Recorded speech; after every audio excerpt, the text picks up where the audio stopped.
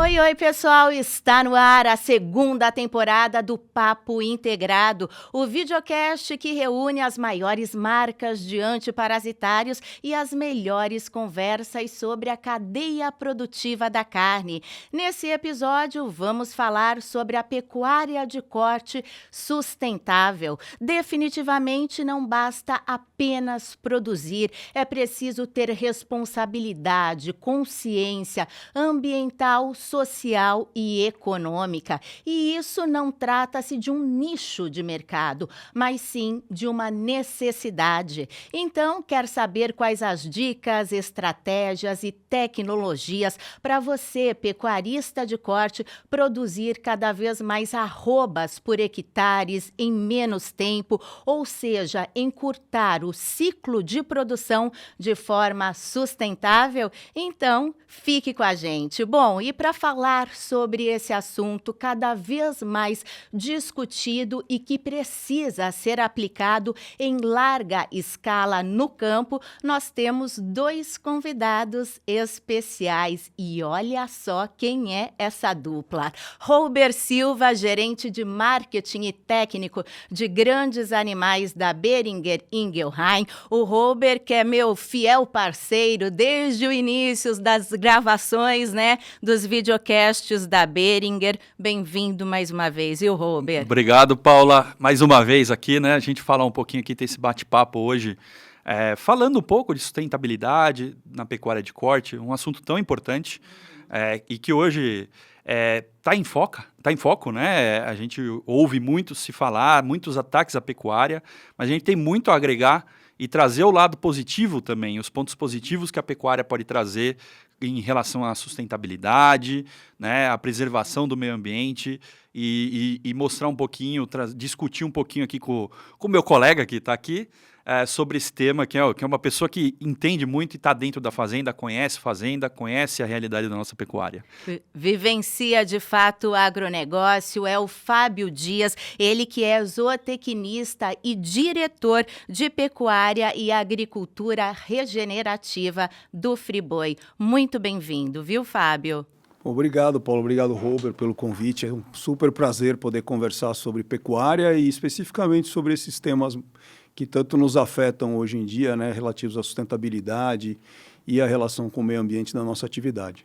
Robert, a gente sabe que a pecuária brasileira é uma das mais pujantes do mundo. Somos os maiores exportadores de carne bovina. A nossa proteína vermelha é abastecida, né? Ela chega já em cerca de 160 países, produtos de qualidade, com segurança alimentar. O Brasil tem o maior rebanho comercial do mundo e as práticas sustentáveis cada vez mais estão relacionadas aos cuidados com o meio ambiente, com a questão social, de governança. É o tão falado conceito, a sigla ESG.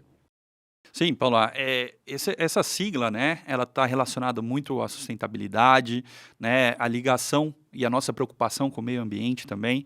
E quando a gente fala de pecuária, não dá para você falar de pecuária sem falar de meio ambiente, sem falar de preservação de meio ambiente. Água, nós precisamos de água para produzir carne.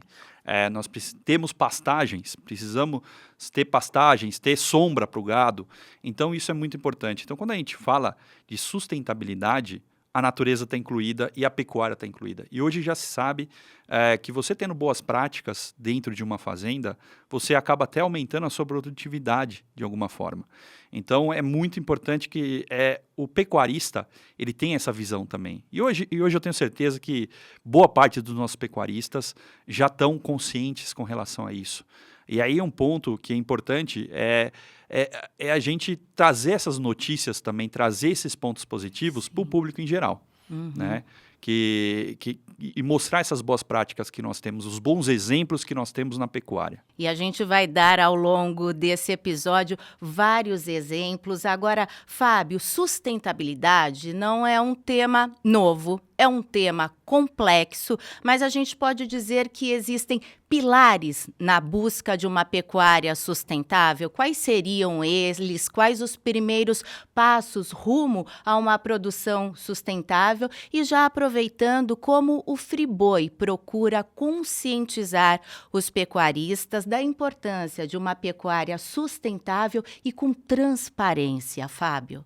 Eu acho que o ponto, assim, nós temos hoje que esclarecer para a sociedade a nossa relação com o meio ambiente de forma completa, né? Então, realmente, a atividade pecuária, ela não tem nenhum tipo de problema, assim, intrínseco, ela não é agressora do meio ambiente.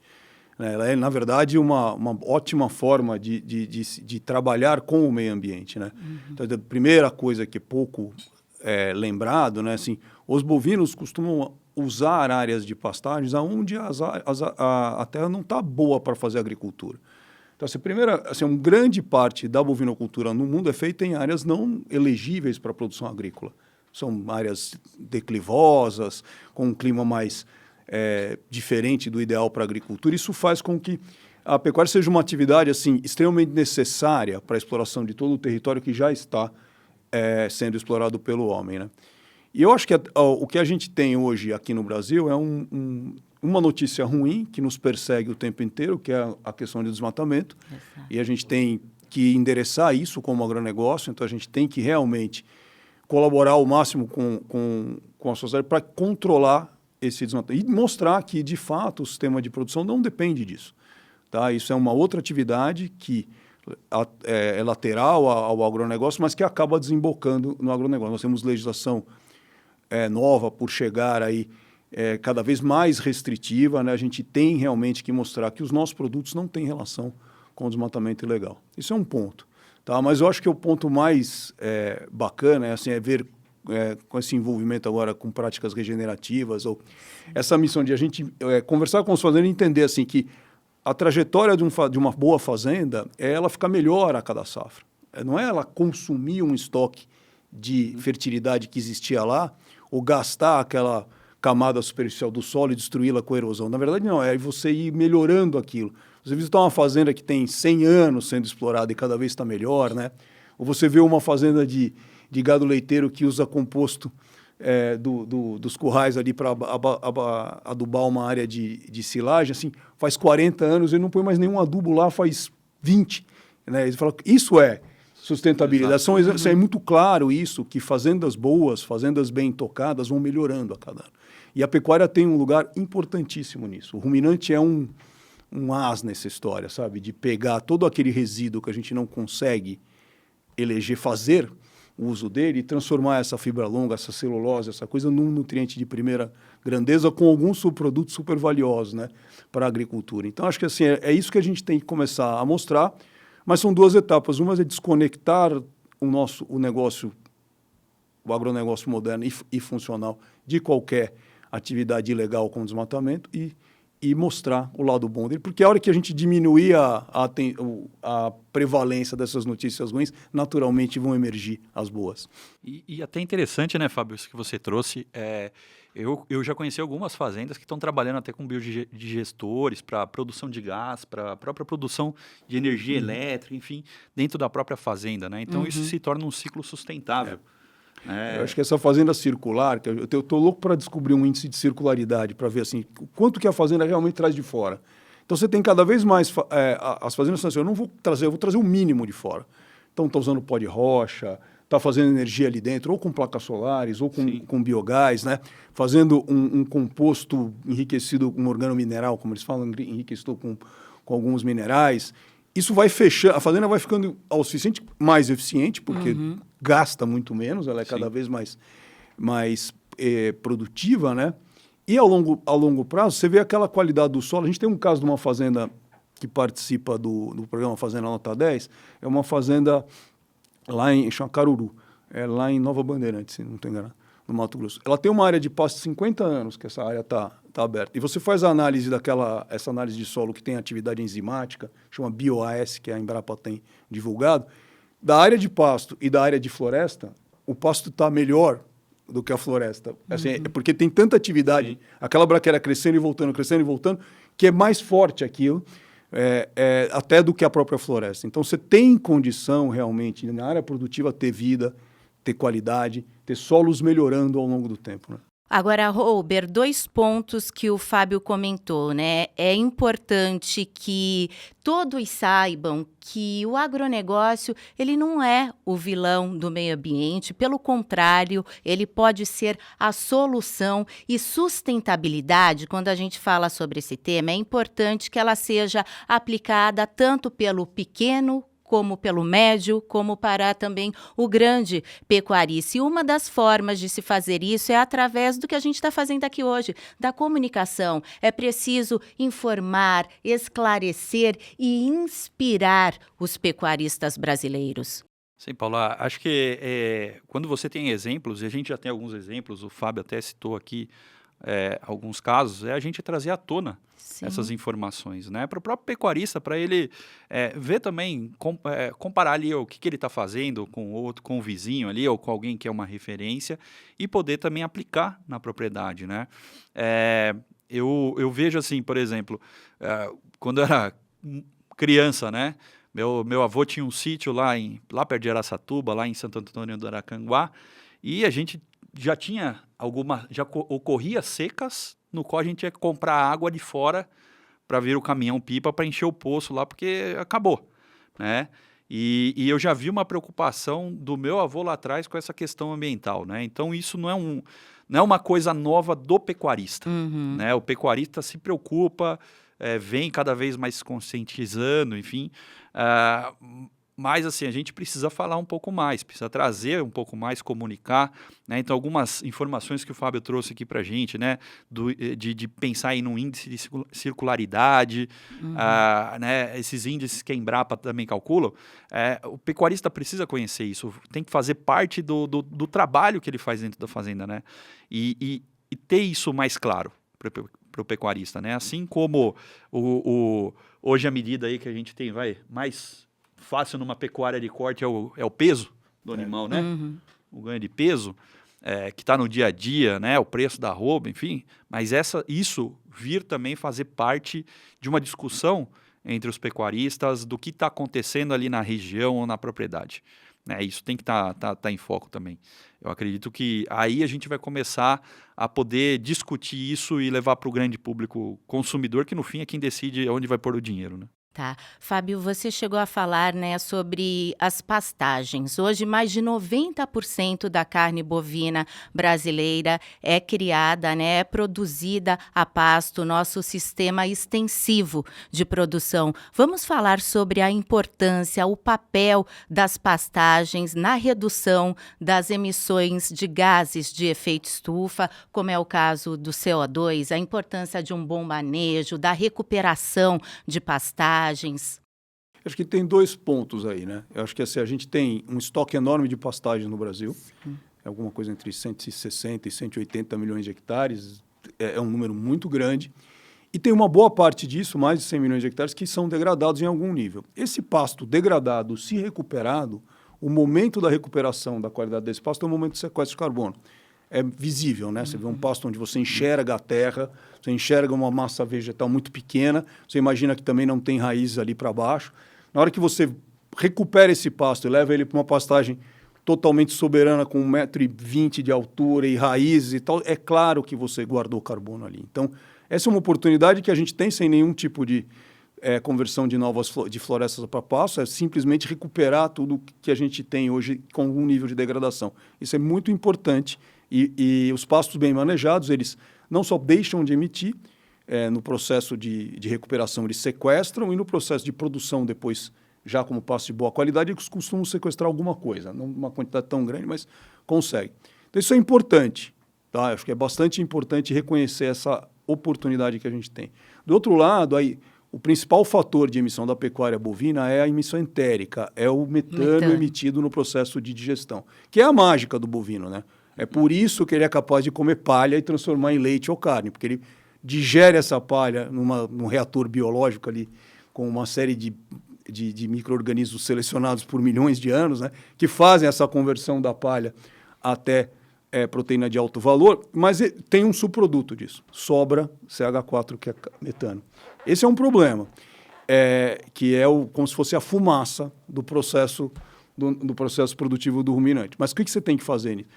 Tem a eficiência, a maior produtividade pelo tempo, né? Produzir mais arrobas em menos tempo, produzir mais leite por dia, né?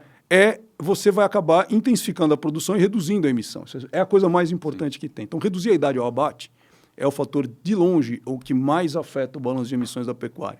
Isso se dá com a intensificação da produção. Então, não é só com pasto que a gente vai, de verdade, melhorar o balanço de emissões da pecuária. O pasto recuperado, ele dá uma oportunidade para nós, que é o sequestro do carbono, porque ele recupera, ele traz de volta carbono da atmosfera para ali, para o pasto. Por outro lado, o bovino está sempre emitindo. Se ele for produtivo e em pouco tempo a gente liquidar a fatura, ele vai emitir muito menos. Então, é super importante que a gente intensifique os processos de produção, né? Normalmente oferecendo mais alimento no pasto, nesses chamados TIP, terminação intensiva a pasto, ou confinamento mesmo. E no caso do gado leiteiro, né, a progressão para um regime com mais apoio em silagem e grão vai trazer aumentar a produtividade, diminuir o balanço de emissões. Então, acho que tem que entender esse lado, sabe?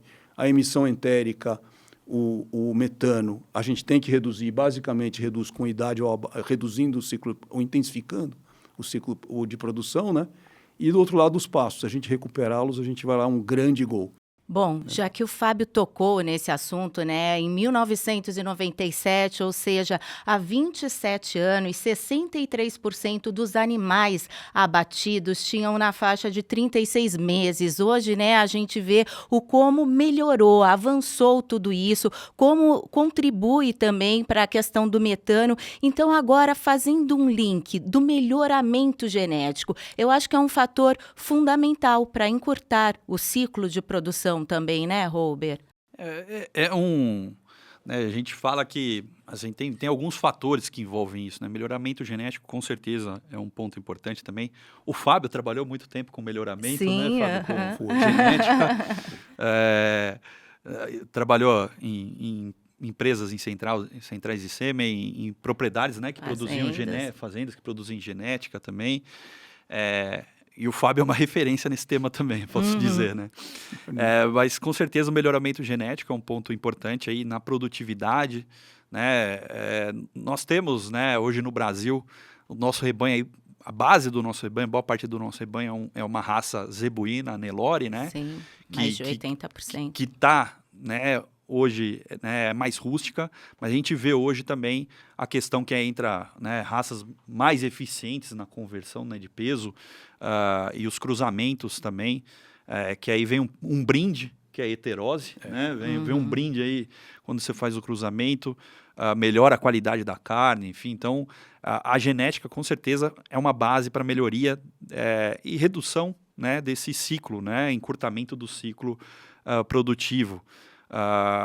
Lógico que não só o melhoramento, mas o avanço das tecnologias também nutricionais hoje que se tem, o próprio confinamento, semi-confinamento, né, as opções que a gente tem no Brasil hoje, e a saúde animal também, né? A saúde animal também é super importante para esse complexo que a gente tem, e aí entra bem-estar animal, que eu lembro lá, quando a gente começou a falar de bem-estar animal com as bandeirinhas, fazendo manejo, falavam, pô, é loucura isso, no Brasil nunca vai acontecer isso, o pessoal se preocupar com isso, e hoje é um tema importantíssimo, né? Então, são pontos que é uma cadeia, né, que se envolve, e fatores que se envolvem que fazem essa evolução da pecuária. É isso aí. Fábio, já que a gente tocou, né, sobre na redução, sobre a importância da redução das emissões de gases de efeito estufa, eu queria falar agora sobre o mercado de carbono. É uma área que está crescendo muito,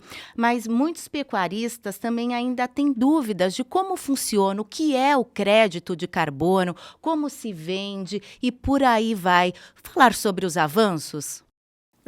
Eu diria que eu estou que nem os pecuaristas, eu tenho bastante dúvida ainda sobre esse mercado, tá? Ele é um mercado que está sendo desenhado, tá? Eu acho que ele depende de muita coisa. Eu acho que a ideia do crédito carbono, a proposta original do crédito carbono é muito clara, tá?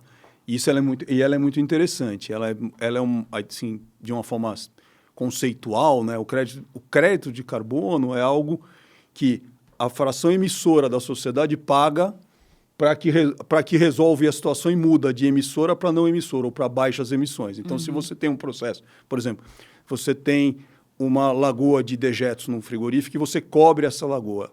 Aqueles dejetos, eles fermentavam a metano, a céu aberto, e aquele metano ia para a atmosfera, aquilo tinha um efeito de gás de efeito estufa. Aí você cobre ele, simplesmente cobre e passa a queimar o metano que está saindo ali no tubinho, né? No flare. Aí você reduziu aquela emissão de metano e transformou em carbono, que é 27 vezes mais... 28 menos 1, que é o carbono, vira 27 vezes menor. Né? Isso é bastante importante. Então, esse ato de cobrir a lagoa é objeto de crédito, porque você fez um investimento e reduziu suas emissões. Então, isso é importante, porque quem está emitindo pode querer comprar esse crédito e te ajudar. No fundo, ele foi para isso. Mas depois que você abaixou, né, depois que você transitou de emissor para não emissor, não tem mais crédito. Então, você precisa ser eficiente. Né? Não tem mais aquela situação assim, da transição, ela merece um incentivo. Então, isso é uma coisa importante. O crédito pode ser não recorrente. Tá? Então, os fazendeiros que, por exemplo, transitarem a sua matriz energética para o solar, fizerem uma troca de motores para motores mais eficientes, podem pedir esse, mas ele é desse jeito, ele não é necessariamente uma coisa que todo ano vai acontecer. Né? E também a gente não sabe quanto vai valer. Então, assim, eu acho que a sensação que a gente tem hoje com relação ao mercado de crédito de carbono é a gente tem que tem procurado identificar as melhores práticas, as que reduzem a emissão, porque a gente tem certeza que elas de alguma forma serão premiadas. Ou premiadas ou não punidas com algum imposto adicional que pode acontecer. Então, porque o modelo legal para o crédito também está em discussão. Tem setores ou regiões, como a Europa, pensando numa taxa de fronteira. Tem estado da Califórnia fazendo um modelo de cap and trade, que é você definir um limite para aquele negócio, vamos dizer, sei lá, transporte. Né? Define aquele limite. Os que emitem mais têm que comprar dos que emitem menos. Uma espécie de troca. Então, na verdade, se você quer continuar emissor, pode, mas você precisa pagar para quem já baixou suas emissões. Então, até isso não está claro. Né? Então, acho que esse é um ponto. Eu acho que assim, hoje a gente não deve necessariamente fazer as coisas pensando que vai ter o crédito, porque ainda é bastante incerto. A gente faz porque aumenta a eficiência, a gente reduz a idade ao abate, porque abaixa as emissões? Ok, mas é porque é mais econômico, é melhor assim. Né? Eu cubro a lagoa de dejetos porque eu tenho uma oportunidade de gerar um gás para esquentar uma caldeira, que também é um bom negócio. Tá? A gente tem uma vantagem muito boa nisso. Então, a gente tem que ir buscando reduzir as emissões. Eu acho que a gente tem muitos exemplos dentro das fazendas. Né? E aí, depois, como consequência, a gente pode ter oportunidades interessantes no mercado de crédito. Acho que ainda tem alguma coisa sendo definida, mas é possível. A gente tem alguns exemplos, por exemplo, manutenção da reserva legal em excedente, né? São créditos do tipo que chamam de RED, né? Redução do desmatamento potencial. Né? Eu teria o direito, mas não vou desmatar. Isso são créditos que já está mais estabelecido e tal. Então, a gente já tem alguns projetos já crescendo nessa área. Né? Agora, redução de emissão, por exemplo, entérica, ainda tem uma discussão, mas acho que vai chegar logo, porque alguns aditivos permitem essa redução, mesmo que não seja tão grande por animal, porque é um período menor da vida dele que ele fica confinado, tem relevância e pode valer dinheiro. Né? Então, acho que é um caminho, mas eu repito, acho que o mais interessante agora é identificar as boas práticas, as práticas que redundam em redução de emissões e adotá-las. O importante em mudança, né, às vezes não é a velocidade com que você muda, mas a direção correta. Se você conhece a direção, vá na direção correta, não precisa ir correndo. Tá? Agora, a gente já deu alguns exemplos, algumas práticas, né, sustentáveis. Quais outras estratégias que já são consolidadas na nossa pecuária, principalmente para preservar os recursos naturais, né? O Brasil é o país com mais terras agricultáveis, mais água doce do planeta, é um país com clima favorável, nossa terra é terra fértil, sem falar da classe produtiva cada vez mais disposta a produzir de forma sustentável, Robert. Bom, Paulinha, assim, a gente já tem alguns exemplos, né? Talvez aí um exemplo, assim, que hoje a gente vê surgindo não, né? Já existe, mas a gente vê crescendo cada vez mais, né? A integração lavoura-pecuária-floresta, ILPF ou lavoura-pecuária. É uma realidade hoje, né? Em algumas regiões você vê crescendo bastante e tomando espaço. E a gente vê que é uma prática ali que traz a sustentabilidade como bandeira e traz também uma questão de rentabilidade também, né? De lucratividade para a pecuária e para a atividade do agronegócio. E quando a gente pensa em sustentabilidade, cada região e cada propriedade vai ter sua particularidade, né? A gente tem que pensar na sustentabilidade como um ciclo dentro da propriedade. Como o Fábio falou, você saber na direção correta, não importa a velocidade, vá na direção correta. Então, talvez a ILPF é um exemplo aí que eu vejo hoje como um caminho, que é lógico, não são todas as propriedades provavelmente que vão nesse caminho, mas talvez um equilíbrio entre isso, ter alguma área que você faz um movimento mais ligado a essa integração lavoura-pecuária, floresta ou integração lavoura-pecuária, e começar a se adaptar e testar na sua propriedade, né? Cada propriedade vai ter uma realidade, né? E aí vai depender também da velocidade que vai poder tomar isso para ter essa sustentabilidade. E cada vez mais pensar que a gente vai ser cobrado, né? A nossa atividade vai ser cobrada por isso. Cada vez mais a gente vai sofrer pressão. Eu tinha comentado até com vocês, né, um pouco antes aqui, que eu estive em agosto na Alemanha, e um colega da empresa, um austríaco, me perguntou: eu só ouço notícia ruim do Brasil sobre pecuária, né, desmatamento da Amazônia, enfim, e eu expliquei para ele que ali é uma exceção, né? Nós estamos falando de pessoas que não são pecuaristas. Nós não podemos chamar essas pessoas de pecuaristas. Tem que separar o joio do trigo. Não é pecuarista. Assim como em qualquer atividade, existem os não profissionais, né, que se colocam no nome ali de profissional, mas não são pecuaristas. Isso não é a pecuária, né? Não é um pecuarista que faz aquilo. É outro nome, né? A gente pode até colocar outro nome. Então, a pecuária tem que mostrar isso. Mostrar que aquilo lá é uma exceção, alguém que não segue os padrões dos pecuaristas, que a gente sabe que geram emprego, né? Geram renda e sustentam a economia, alimentam o mundo, né, Robert? Exato, né? Agora, Fábio, o Brasil ele tem um código florestal extremamente rigoroso, né? Que determina que o pecuarista, que o produtor preserve de 20% a 80%, dependendo do bioma, da região. E só para o pessoal de casa ter uma ideia, hoje o Brasil tem 66% da sua vegetação nativa preservada. E desse total, 25% estão, sabe aonde? Dentro das propriedades rurais.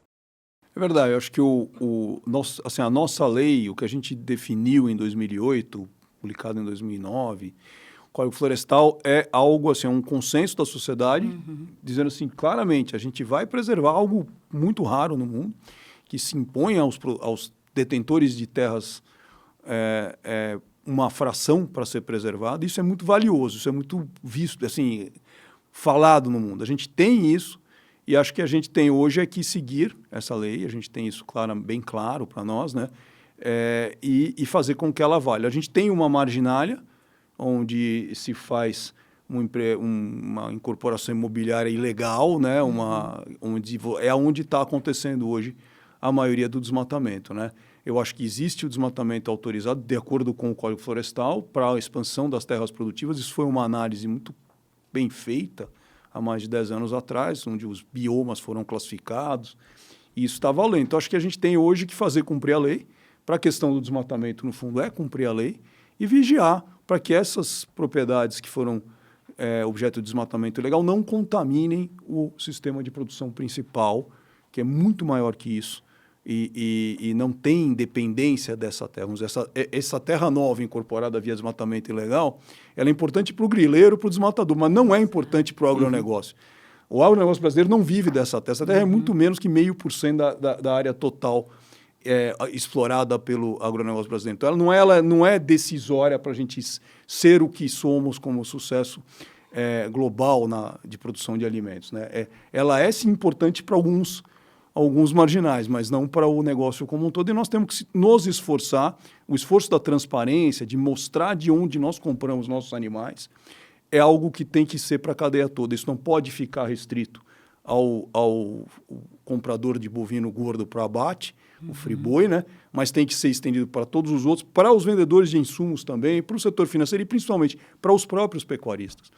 Se tivesse uma fazenda de recria, não gostaria de comprar bezerros de um cara que esteja na lista do trabalho escravo, ou que esteja destruindo tudo no entorno da fazenda dele. Essa é uma competição desleal, e não é porque ele me vende talvez mais barato que eu gostaria de comprar. Isso não é uma boa ideia, tá? Ele pode estar estragando o nosso negócio. E a gente vê a maioria dos produtores sensíveis a essa ideia, às vezes sem ferramentas para fazer esse monitoramento. A gente está se esforçando muito para disponibilizar as ferramentas de monitoramento da cadeia, na plataforma que a gente tem, que chama Pecuária Transparente, onde o produtor pode monitorar todos os fornecedores dele exatamente do jeito que nós monitoramos a nossa cadeia, sem custo, etc. Então, é bastante relevante que todo mundo tome partido nesse movimento, né?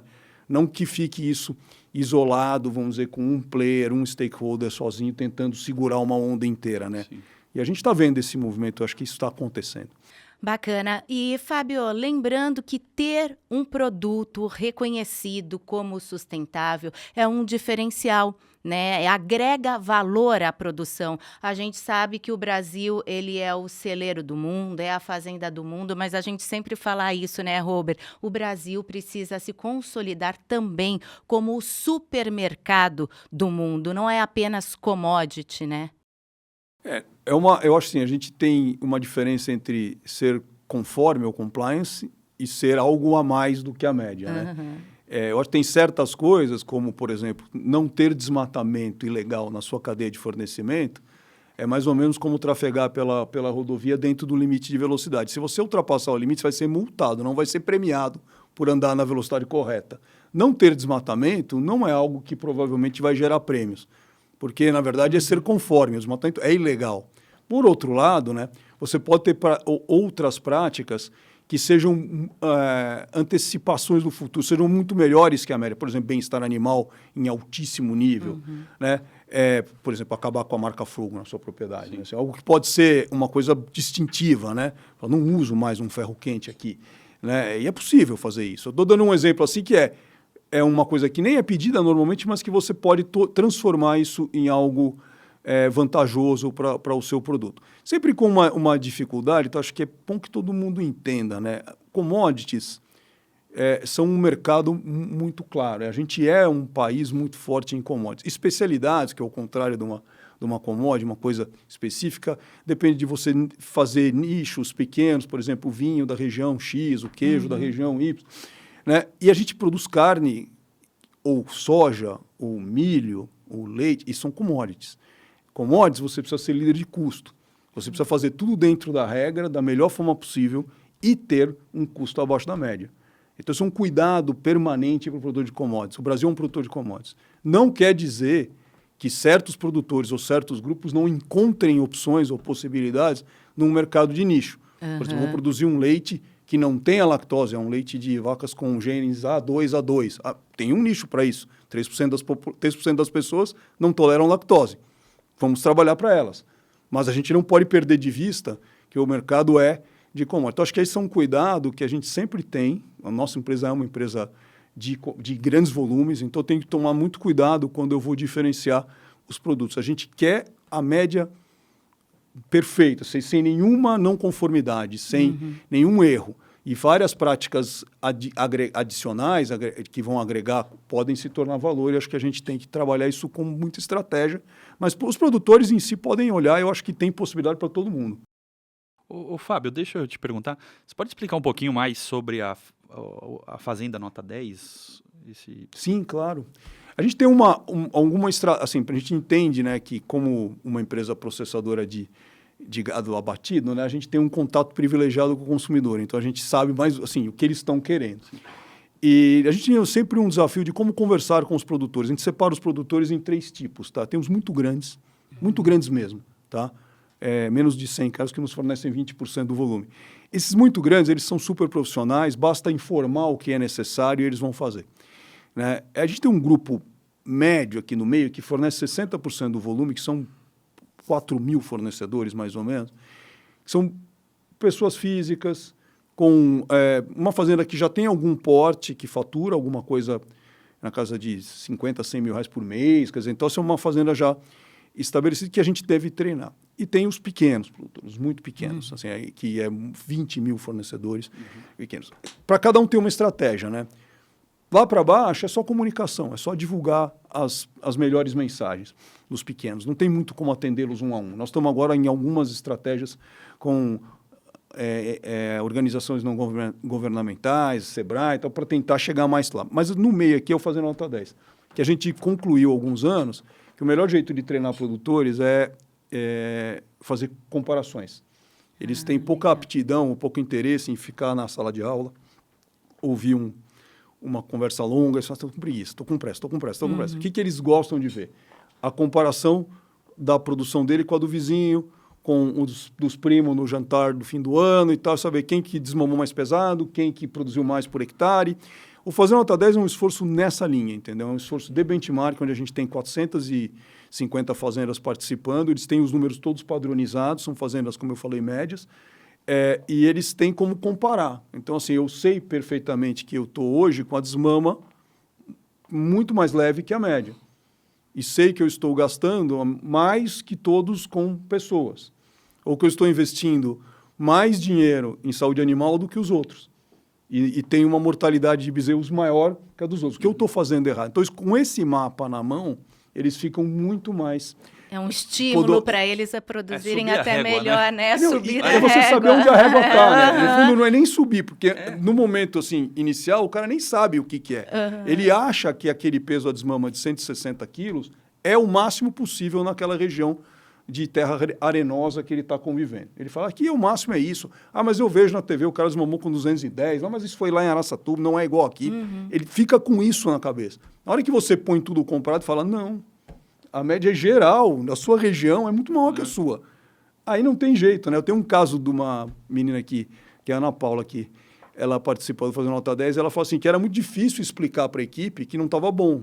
Ela recém-formada, chegou na fazenda, ninguém entendia aquela... Aí ela falou, aqui é assim mesmo, nunca foi melhor que isso. Aí ela um dia falou, ó, não tá bom não. 70% dos caras estão melhor que a gente, aí, inclusive aqui do lado, né? Então, isso empodera realmente os novos gestores perante os práticos, né? Então, eu acho que isso é super importante. Fazer Nota 10 é um programa de educação, na verdade, é um programa de treinamento em gestão de propriedades. Tá? Ele não é um programa técnico, não é um programa de assistência técnica. Na verdade, a ideia fundamental é que os produtores, com os seus números, possam decidir pelo que eles precisam mesmo. Se eles têm um problema de saúde animal, eles vão buscar esse socorro. Se é um problema de lotação, ele vai olhar para as pastagens, vai buscar o socorro com os especialistas. Tem uma parte de educação importante, que são aulas mensais, dos temas técnicos, mas sempre respeitando o empreendedor, que é o fazendeiro médio, né? Ele é um empreendedor e nada substitui a potência desses 400 fazendeiros decidindo o que eles têm que fazer cada dia e a gente tentar impor, falar, não, o melhor desenho é confinamento, é inseminação. Não, vocês fazem. Né? E isso tem dado muito certo, está crescendo bastante, muito legal. Parabéns, sucesso cada vez mais. Fábio, a pecuária, ela começa no pasto, termina na mesa do consumidor. E hoje a forma como as pessoas escolhem os alimentos que vai consumir mudou muito. Qual a análise que você faz do consumidor atual? Qual o perfil que mais se sobressai? E quais as principais exigências desses consumidores? Bom, isso é uma área mais difícil. Extensa, difícil? Não, assim, não é muito a minha especialidade. Eu, dentro do Friboi, sou um cara voltado para trás, né? Para a cadeia de fornecimento. Mas a gente tem contato com a área comercial e com a área de marketing, né? Então, a gente vê, assim, nas pesquisas lá da área de marketing, essas coisas bem claras, alguns temas, assim, transitando do que a gente chama o que é o produto, tipo uma carne macia, com bom acabamento de gordura, boa para churrasco, de gado com influência de raça europeia, tal, que não são coisas do o que é o produto, para um processo que é como foi produzido. Essa é uma mudança do consumidor. Ele passa a perguntar um pouco além do que está dentro do que é exatamente o produto, passa a perguntar como você fez.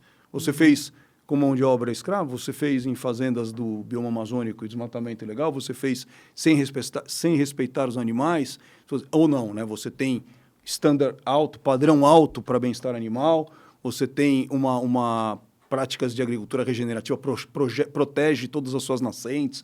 Essa mudança, para nós, é um desafio, porque a gente nunca comunicou o processo de produção junto com a qualidade do produto. A gente sempre, como produtor de alimento, se focou na qualidade do produto. Mas esse é o desafio atual, sabe? A gente trazer o processo para dentro dessa comunicação. Você pode pegar um exemplo mais antigo, tipo orgânico, né? Um processo de produção orgânica, ele tem algumas dificuldades, é difícil de escalar, ele é muito restritivo, né? Dificilmente ele vai ser a média da produção, mas ele, em alguma medida, dá uma noção de como o processo pode ser comunicado, né? Aí você tem outros exemplos, né? Hoje a gente tem o selo do bovino pantaneiro sustentável, que é um incentivo estadual do Mato Grosso do Sul, que paga para os produtores realmente preservarem desmatamentos étnicos. Então, uma série de coisas interessantes. Eu acho que essa, para mim, é a maior mudança, é deixar de ficar... Não é que acabou, sabe? Está cheio de consumidor de churrasco de fim de semana que vai olhar só o que está na embalagem. Ele não está preocupado, nem está perguntando se as emissões são baixas ou qualquer coisa. Mas mais e mais os consumidores têm perguntado como foi produzido aquele alimento. É isso aí, por isso que é importante ter transparência e tudo isso que a gente está discutindo hoje nesse episódio do Papo Integrado deve ser incorporada na pecuária. O tempo é agora, né, Robert? Não tem mais o que esperar. Bom, acho que basta a gente ver aí as notícias, né? Assistir um pouquinho aí, né, do que tem se falado, né, na mídia sobre a pecuária, né? Acho que a gente tem que começar a trazer esses pontos, né, se preocupar com isso. Faz parte, como o Fábio falou, existe uma mudança de comportamento de escolha aí do consumidor final, que na verdade, no fim da cadeia, é para quem a gente vai procurar atender mesmo, né? E isso falando do Brasil, né, Fábio? Fora o que a gente já sofre de pressão e já tem essa visão de fora também, né? Então, isso tem que estar nas nossas rodas de conversa da pecuária, né? Quando for falar de pecuária, tem que ter esse tema também. A gente vai ter que discutir esse tema. Está no radar, mesmo porque, Fábio, até 2050, segundo dados da ONU, seremos 10 bilhões de pessoas no planeta. Tem estudos que mostram que até lá a produção de alimentos vai precisar ser cerca de 70% maior e o papel da agricultura, da pecuária brasileira é fundamental para acompanhar essa demanda crescente por alimentos de qualidade e sustentáveis. Eu acho que não tem dúvida que a gente vai estar com demanda crescente para os nossos produtos, né? Que o Brasil segue sendo um game changer, né? Um país que altera realmente o equilíbrio de oferta de alimento, alterou recentemente, assim, nesse último período, e vai continuar sendo super impactante. Essas mesmas estatísticas da ONU mostram claramente que desses 70%, 40% tem que vir do Brasil. Né? Então, o Brasil não vai ficar de fora. Porém, né, eu acho que a gente tem que endereçar questões básicas como o desmatamento, como a rastreabilidade, a transparência na nossa cadeia de produção. Não é fazer do jeito que a gente bem entende, é fazer do jeito que a sociedade quer. Não é uma pressão internacional, um gringo ou o brasileiro. A sociedade está dizendo para nós, desde o Código Florestal, preserva 80, preserva 20, preserva o que tem que ser. Não faça diferente disso. Porque o sistema não vai, a sociedade não quer madeira ilegal, não quer garimpo ilegal, não quer agricultura e pecuária ilegal também. Tá? Isso vai ser coibido, monitorado e, se a gente tiver sucesso, e acho que vai ter, eliminado do sistema de produção. É possível ficar produzindo ilegalmente? Tudo é possível. A questão é onde você quer estar com a sua empresa, com a sua fazenda e a sua família daqui a alguns anos? Do lado das ilegalidades, do mercado paralelo, ou quer estar no mercado principal com todo o tipo de segurança e valorização? Então, a gente tem que trabalhar de acordo com as regras que a sociedade nos ofereceu. Tá? Está muito claro isso com relação ao desmatamento e com relação ao modo que a gente produz. Né? Acho que a gente tem que ser respeitador. Na verdade, para mim, sustentabilidade é uma coisa do tipo, é um compromisso da geração atual com as gerações futuras de produzir o máximo com o que a gente tem, sem prejudicar as possibilidades dessa geração futura de decidir como ela quiser lá na frente. Então, eu não posso acabar com um recurso agora se eu não preciso. E eu não posso deixar a próxima geração na mão. Produzir a qualquer custo é gastar todos os recursos agora e deixar as próximas gerações na mão. Então, o nosso compromisso é produzir mais com menos, mas de forma sempre sintonizada com as gerações que vêm por aí, né? Eles não podem ficar sem. O mundo agradece, as futuras gerações também, e para isso tem metas que precisam ser cumpridas, inclusive na COP28, no finalzinho do ano passado, em Dubai, o Brasil reafirmou o seu compromisso, né, em relação às questões climáticas. O próprio Friboi, né, tem metas aí até 2040. A JBS como um todo, como o Google, tem metas para 2040, né? A gente tem uma busca muito clara para a redução das emissões, para uma atuação de baixas emissões e chegar realmente a um balanço em 2040 que seria zero, net zero. Né? Então, esse é um compromisso da companhia e acho que é um compromisso com a sociedade. Né? A gente tem que produzir emitindo pouco. Agora, para finalizar, a última pergunta para vocês, eu acho que o Fábio já até falou isso, eu ia perguntar dos principais desafios da pecuária sustentável, do que o setor mais carece. Combater a ilegalidade é uma delas, um dos principais desafios, Fábio? Isso, para mim, não é um desafio da pecuária em si, da atividade, isso é um desafio da sociedade, combater as atividades ilegais, desde a milícia que está controlando o transporte ou fazendo loteamentos clandestinos até os garimpeiros e desmatadores ilegais. Isso é um problema da sociedade, a gente tem que coibir todo tipo de ilegalidade. Eu acho que a pecuária em si tem um desafio grande, para mim, que é de educação, tá, dos produtores, porque, de fato, a gente já tem exemplos e a tecnologia necessária para produzir mais com menos e preservando. Sabe? A gente já conhece a integração lavoura com pecuária, o plantio direto, o eucalipto junto com o pasto, tudo isso a gente já conhece, a genética, etc. O que não temos ainda é uma difusão plena disso. Tá? Então, a gente tem muitos produtores, certas regiões totalmente alheios a esse pacote extremamente eficiente, desenvolvido no Brasil nos últimos 50 anos, né? e que tem colocado o Brasil para frente, mas que deixa um pedaço para trás, né?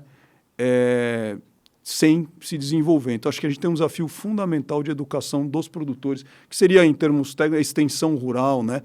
Transferir os modelos que a gente desenvolveu nas empresas de pesquisa, na academia e nas empresas de tecnologia para a massa de produtores. Isso não é fácil, tá? E precisa ser endereçado por todos os stakeholders, aí, todos os participantes. Robert, você concorda? Tem algum outro desafio que você gostaria de apontar? Eu concordo com o Fábio. Acho que essa luta, né, de capacitação, né, da nossa cadeia é contínua, né? A gente tem tecnologias aí que foram desenvolvidas, né, estão à disposição, mas precisa ser difundida. Concordo com o Fábio com isso. Acredito que como sociedade, a gente tem que pensar nesses pontos que a gente tem que controlar, a ilegalidade, combater a ilegalidade, não é só responsabilidade da pecuária ou da cadeia produtiva pecuária, né? Cada um tem o seu papel na sociedade, né? E a sociedade tem que atuar como um todo. No caso de capacitação, a gente até como indústria, né, a gente faz um papel muito ligado à saúde animal. Eu lembro que quando eu comecei minha carreira, a gente falava muito de saúde animal só. Hoje a gente já está aqui batendo um papo sobre sustentabilidade, né? Tentando levar informação. Tem outros temas aí que a gente vai trazer. Já trouxemos temas aí fora da sanidade e da saúde animal. E isso faz parte do nosso processo, né? Discutir produtividade, discutir os temas quentes que estão na pecuária e que podem influenciar a nossa pecuária.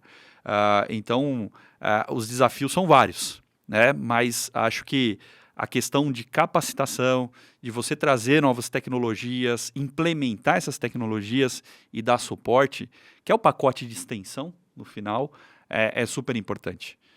E é um grande desafio. Hoje, para você conseguir atingir todos os pecuaristas, né, lógico, os pecuaristas maiores, eles têm acesso a essas informações muito mais fácil do que o pequeno pecuarista. Né? E aí a gente tem que contar com as empresas, né, de extensão do governo, né, que estão ligadas ao Estado, as indústrias também têm que ajudar, né, a nossa cadeia de revendas também, agropecuárias, enfim, todos que estão envolvidos na cadeia têm que, de alguma forma, trabalhar nisso, né, e trazer informação. E aí acho que esse é o ponto mais importante e o grande desafio que a gente tem também. É isso aí, mesmo porque todos ganham, a cadeia produtiva como um todo, o produtor, a indústria, o consumidor final. Olha, eu tenho certeza que todas essas informações que vocês trouxeram hoje aqui, trouxeram também uma maior clareza à nossa audiência. Fábio, muito obrigada por ter aceito o convite da Boehringer. Volte sempre, viu? Eu que agradeço. Muito obrigado, parabéns pelo trabalho. Obrigada, Robert. Conto com você no segundo episódio. Pode contar. Obrigado, Fábio. Também quero agradecer em nome da Boehringer aqui. Obrigado por ter aceitado o convite. E, Paulinha, estamos no próximo aí junto. É isso aí, gente. Olha, muito obrigada a todos pela audiência nesse episódio de estreia da segunda temporada do Papo Integrado, o videocast que reúne as maiores marcas de antiparasitários e as melhores conversas sobre a cadeia produtiva da carne. No segundo episódio, vamos falar sobre gestão na pecuária de corte, mais um tema que merece total atenção. Eu conto com a sua audiência. Até lá. Tchau, tchau.